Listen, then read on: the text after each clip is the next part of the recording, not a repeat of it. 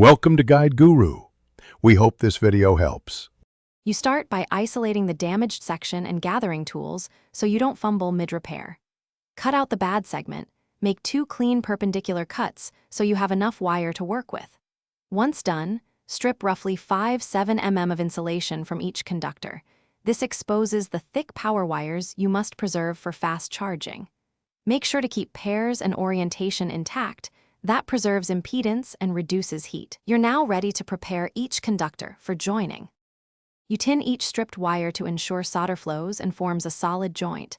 This prevents high resistance that kills fast charging.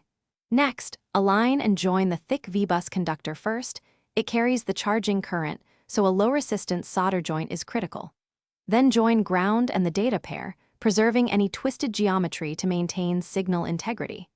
Once soldered, test continuity and look for shorts. Make sure joints are compact. Excess solder or poor alignment increases heat and voltage drop. You finish by insulating each solder joint with heat shrink, layering if needed, and then shrinking gently to avoid stressing the splice.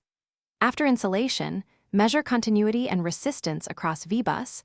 You want minimal ohms. High resistance means a poor joint. Next, plug in and verify the charger and device. Negotiate fast charge protocols. If negotiation fails or charging is slow, make sure the V-bus conductor is thick enough and the data/CC signals are correct. If problems persist, the PD controller or cable core may be damaged and require replacement. Thanks for watching. Consider subscribing if we helped you today.